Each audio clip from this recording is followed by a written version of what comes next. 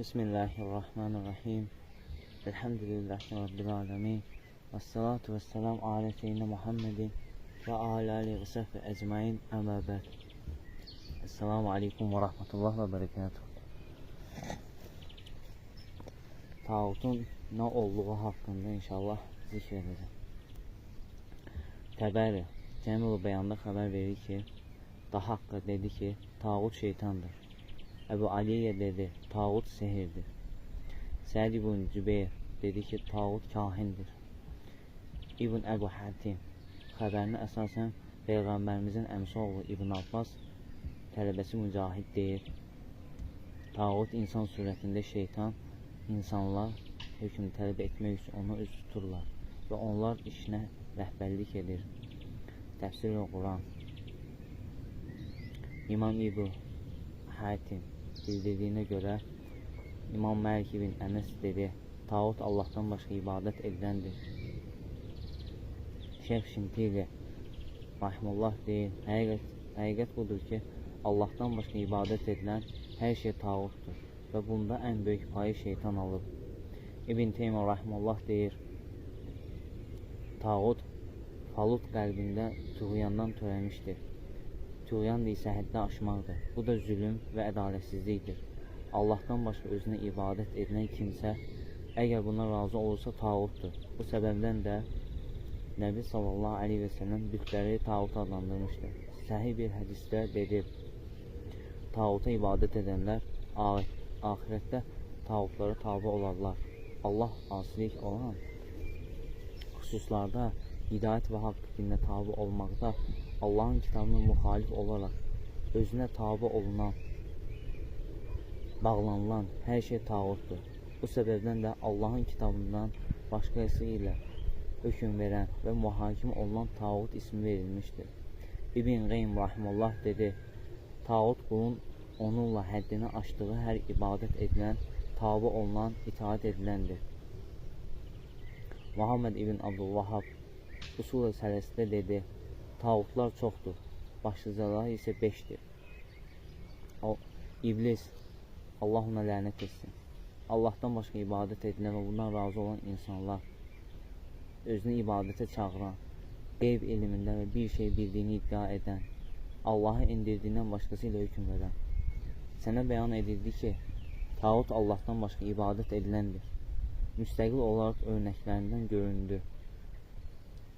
Məsələn, kahinlər qeybdən xəbəri olduğunu inanırlar. Olduğuna görə qeybdən xəbərdar olanın yalnız Allahdan olduğunu inanmaqla məsul olduğumuza görə insanlar bu inancı kahinlərə istiqamətləndirdiklərində onun bir növ ibadət edən tağut ötürmüş olurlar. Həmçinin sehrbazın da tağut olma səbəbi budur. Çünki onlar möcüzə göstərdiyini iddia etdilər və insanlar onların möcüzələrinə inandılar və nəhayətdə yalnız Allahda olduğunu inanmaqla məsul olduqları möcüzə etməyin Allahdan başqasına olduğunu inandırırlar və bu növ ibadətdir ki, onu Allahdan başqasına yönəldib onu tağut etdilər.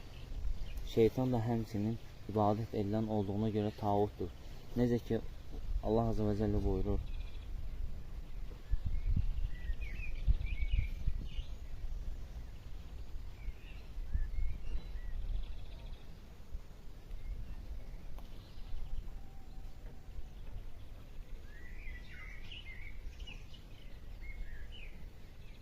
ey Adəm övladları, məgər mən sizə buyurmadım ki, şeytana ibadət etməyin. O sizə açıq aydın düşməninizdir. Yasin surəsi 60-cı ayə. Başqa bir yerdə uca Allah buyurur, tağuta ibadət etməkdən çəkinib, Allaha üz tutanların müjdə vardır. Qullarımı müjdələ. Zümər surəsi 17-ci ayə. Bu ayə açıq aydın tağutun Allahdan başqa ibadət edilən olduğunu işarə etməkdədir. Həmçinin Allahın hökmü ilə hökm verməyənlərin də tağut olma səbəbi özlərinin ibadətini istiqamətləndirilməsidir. Çünki insanlar hakimiyyət səlahiyyətini və aralarında baş verən çəkişmələrin həllini, çarəsini yalnız Allahın kitabında və Rəsulun sünnəsində olduğuna inanmaqla məsuldurlar. Hakimiyyət, yəni qanunvericilik səlahiyyəti və baş verən çəkişmələr Allahdan başqasına istiqamətləndirmək, ibadəti Allahdan başqasına etməkdir. Necə ki, Şeyx Şinqiti Rahimullah Ədəb-ül Bəyan əsərində deyir, Allaha hökmdə şərik qoşmaq, ona ibadətdə şərik qoşmaq kimidir. Onun sözü burada bitdi. Çünki ibadət necə ki, bütün ilə Allaha etməklə məsulluqsa, o cümlədən qanunvericilik səlahiyyətinə həll etməsi üçün aramızda baş verən ixtilafları yalnız Allaha istiqamətləndirməklə məsulur. Bunun dəlilləri çoxdur. Necə ki, Uca Allah buyurur, ixtilafa düşdüyünüz şeylər barəsində hökm vermək ancaq Allaha aiddir. Şüara surəsi 10-cu ayə. Yoxsa onların Allahın dinində izin vermədiyi şeylər onlar üçün şəriət qanunu edən bilən Allaha tay tutduqları şəriklər vardır. Şüara surəsi 21-ci ayə. Onlar cahiliyyə dövrünün hökmünü istəyirlər. Qəti inanan bir cəmaat üçün Allahdan daha yaxşı hökm verən kim ola bilər?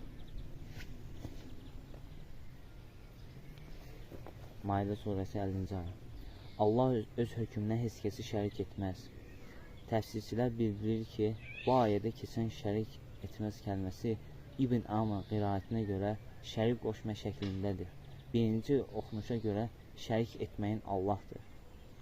Yəni məna belədir. O hökmünə heç kimi şərik etməz. İkinci oxunuşda isə şərik qoşmamaq Peyğəmbərə və ya onun ümmətinə, yəni müsəlmanlara aiddir. Və məna belədir. Hökmündə heç kəsi Allaha şərik qoşma. İki qiraət də səhidir. İmam Təbəri Cəmi-ül Bəyan əsərində bu ayəni açıqlayaraq buyurur.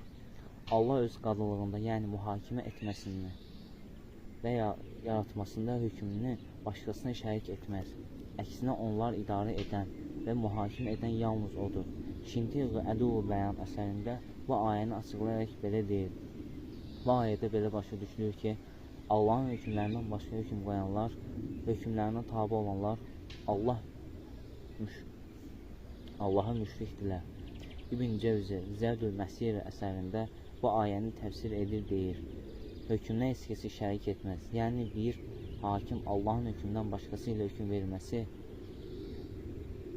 nədir bir şəxsi öz zatında hökm verib, hökmünə Allahın şərik qoşması, şərik olması icazəli deyil. İbn Amr ilə məcuzlu şəkildə oxumuşdur. Mənası belədir, ey insan, Allaha hökmdə şirk qoşma, Başqa bir ayədə Uca Allah Azə və Cəllə buyurur, hökm yalnız Allahındır. O əmr etmişdir ki, ondan başqasına ibadət etməyəsiniz. Doğru din budur. Yusuf surəsi 40-cı ayə. Səmərqəndi Bəhv Ulum adlı əsərində bu ayənin mənasını açıqlayaraq deyir. Hökm yalnız Allahındır. Yəni, qadılıq, mühakimə etmək dünyada və axirətdə Allahdan başqa heç kimə aid deyil. İmam Təbəri Təfsir Kəbir adlı əsərində bu ayəni açıqlayaraq deyir. Hökm yalnız Allahındır. Yəni, qadılıq, əmr etmək və qadağa etmək yalnız Allaha aiddir. Əl-Xəzin İl-Batu Təvil adlı əsərində bu ayəni açıqlayaraq deyir. Hökm yalnız Allahındır. Yəni, hökm vermək, qadılıq, əmr vermək, qadağa qoymaq yalnız Allaha aiddir. Bunda şərik yoxdur. İmam Bağavi Məlitun Tənzil əsərində bu ayəni açıqlayaraq deyir. Hökm vermək, əmr vermək, qadağa qoymaq yalnız Allahındır. İbn Cəvzi Zadul Məsir əsərində bu ayəni açıqlayaraq hökm yalnız Allahındır. Yəni, qadılıq, əmr vermək, qadağa qoymaq ondan başqasına aid deyil. Doğru din də budur. Yəni, tövhid dini.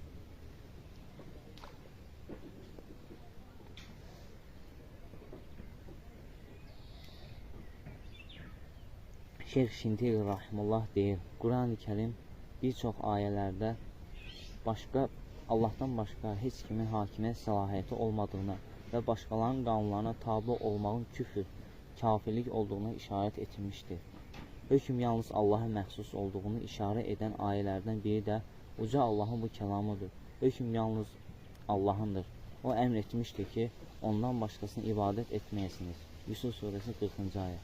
Başqa bir ayədə Uca Allah imanlarının səndən ibarət olduğunu bildirdiyi şəxslər haqqında buyurur. Onlar mühakim olmalar üçün tağuta müraciət etmək istəyirlər. Halbuki onlar tağuta küfr etmək əmr olunmuşdur. Nisa surəsi 60-cı ayə. Hətta Allahdan başqalarının hökmünə müraciət etməyi istəyənlər belə uca Allahın ayənin başında belə vəsf etdi. Sənə nazil edilən və səndən əvvəl nazil edilən iman gətirdiklərini iddia edənlər görmədinmi?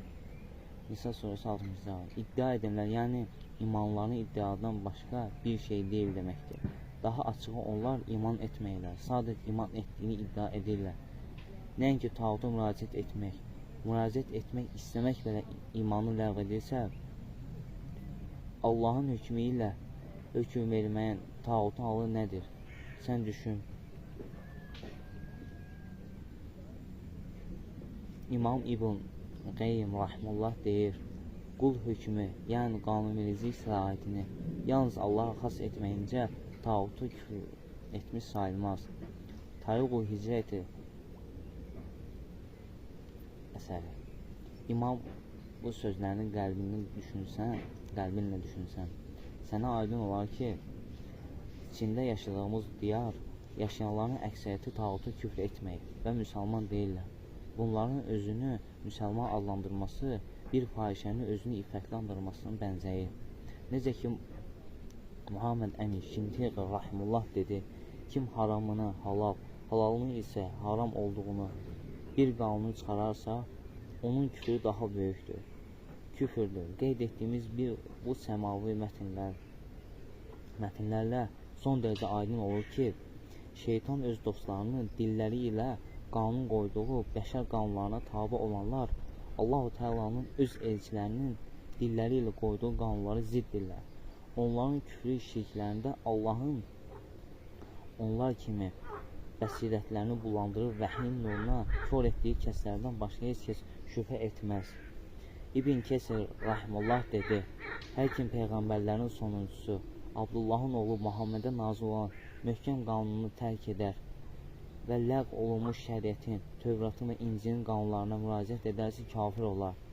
Belə olduğu halda, bəs yasaq adlı kitabın qanunlarına müraciət edən və onun Muhammedin şəriətindən üstün tutanın vəziyyəti necə olar? Hər kim belə edərsə, müsəlmanların icması ilə kafir olar. Alimlərin tağut haqqında sözləri. İbn Cəri Ət-Təbəri demişdir, məncə tağut veriləcək ən doğru məna Allah-u Teala qarşısında həddi aşmış, Allahdan başqa zorla və ya könlü olaraq ona tabi olunaraq və bağlanaraq ibadət ediləndir. Bu ibadət edilən varlıq insan da ola bilər, şeytan da, büt və ya başqa bir şey də ola bilər. İmam Qurtubi Rahimullah buyurdu, tağut kahinlər, şeytan və azdıranlardır. Qurtubi başqa yerdə demişdir, tağutu rədd etmək, şeytanı, falçıları, bütləri, Allah-u Teala'dan başqa ibadət edilən, azğınlığa çağıran hər şeyi tərk etmək deməkdir. İbn Teymiyyə Rahimullah demişdir, tağut palut şəklindədir, tuğyan da törəmişdir. Tuğyan həddi aşır, bu zülüm, haqsızlıqdır. Allahdan qeyrisinə ibadət edilən şəxs buna razı olursa, tağut sayılır. Burada tağut tərif ilə bağlı məhdudiyyətin səbəbi Allahdan başqa ibadət edilən peyğəmbərləri və salihləri insanlara xaric etməkdir. Çünki onlar heç vaxt ibadəti razı olmurlar. Bu səbəblə də onlar tağut deyilmir. Lakin bu insanlar ibadət edənləri rədd edilir və təkfir edilir. Bu səbəbdən də Allah Resulü sallallahu aleyhi və səlləm bütləri tağut adlandırılmışdır. Səhih bir hədisdə Allah Resulü sallallahu aleyhi və səlləm buyurmuşdur. Tağutlar ibadət edilənlər tağutlara tabi olacaqlar. Qiyamət günü Allahın qarşısı üsyanla bağlı hidayət və haqq dininə kənar kitab və sünnə əksinə olaraq itaat edilən, gedən hər bir yol tağutdur. Bu səbəbdən də tağut adı Allahın kitabından kənara hökm çıxarılan və mühakim olunan şəxsə verilir. Firon tağut adlandırılmasının səbəbi budur. İbn Qeym Rahimullah belə demişdir, tağut ibadət olunmaq, tabi olmaq, itaat etmək baxımdan həddi aşan bəndə deməkdir. İnsanların tağut tağutu Allahın və Rasulun qanunları ilə hökm etməyə, Allahdan başqasına hökm və ibadət edilən, Allahın əmrinə arxalanmadan və Allahın itaat etmədən öz xatirinə itaat edilən kəslərdir. Bunlar aləmlərin tağutudur. Bunları düşünüb insanların vəziyyətinə nəzər salsanız, görərsiniz ki, insanlar çoxu Allaha deyil, tağutlara ibadət edir. Onlar Allah və Rasulunun hökmləri ilə deyil, tağutların hökmləri ilə mühakimə olunurlar. Allah və Rasulun deyil, tağuta itaat edib ona əməl edirlər. Burada aşağıdakiləri qeyd etməkdə çəkinməyəcəyəm. İbn Qeym öz dövrünün insanlarını, əksəriyyətini, yəni 700 il bundan əvvəl belədirsə, bizim dövrümüzün insanlarını görsəydi, onun nəzəri necə olardı? İmam Şintiqi dedi, xülasə olaraq Allahdan başqa ibadət edilən hər şey tağutdur. Bundan ən böyük payı şeytan malikdir. Necə ki, Allah-u Teala bir ayda buyurur, ey Adəm oğulları, mən sənə xəbər vermədim ki, şeytan ibadət etmə. Əbdurrahman İbn Əl-Bətini rahimallah buyurur, tağut Allahdan başqa ibadət olunanlar, azğınlıq səbəbi olunanlar, batilə davət edənlər və onu gözəl göstərənlərdir. Allah Rəsuluna zid hükümlərlə insanlar arasında hüküm çıxaranlar, falçılar, sehirbazlar, yalan və azğın hekayələr uyduraraq insanları qəbir başına ibadətə dəvət edənlər, qəbir mühafizəçiləri, onların xidmətçiləri və himayədarları tağutlardır. Bu tağutlar mənşəyi ən böyük şeytandır. Şeytan ən böyük tağutdur. Allah daha yaxşı bilir. Sələf alimlərin tağut haqqında belə dedikləri belə anlaşılır. Tağut o kəsdir ki, Allah-u Teala ibadət etməkdə, dində səmimi olmaqdan Allah-u Teala'ya və onun Rəsuluna itaatdə mane olur. Onların başqa istiqamətlərə yönəldir. Bu insanlardan olan cinlər və şeytanlar, həmçinin ağaclar, daşlar və başqa şeylər ola bilər. İslam şəriətinə zidd olan qanunlarla hökm etmək, insanların qanı, malı, namusuna dair qərarla vermək üçün çıxarılan bütün qanunlar Allah-u Teala'nın şəriətdə olan hüdud qanunlarını ləğv edən, faiz, zina, içki haramını ləğv edən bütün bəşəri qanunları tağut anlayışına daxildir. Əslində, belə qanunların hər biri özlüyündə tağutdur. Eləcə də yazıcının niyyətindən asılı olmayaraq, istər bilərək, istər bilmərəkdən yazmasına asılı olmayaraq Allah Rəsuluna sallallahu aleyhi və səlləmin gətirdiyi həqiqətdən, şəriətdən üz döndərmək üçün yazılmış hər bir kitab tağutdur.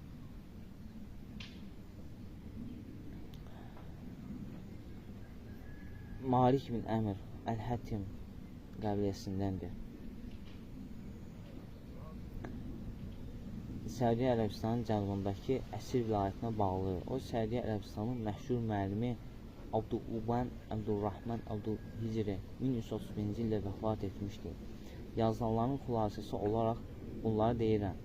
Tağut ibadətlə bağlı ən sadə işlərdə belə Allahdan başqa razılıq üçün ibadət edilən kimsədir. Allahdan başqa sevgi, dostluq, düşmənçilik, itaat, bağlılıq, hökm, namaz, qorxu, nəzir, dua, ilahiliklə bağlı hər hansı bir işdə ibadət edilən hər bir varlıq tağutdur. Allahın qanununa zidd olan hər bir qanunu tağutdur.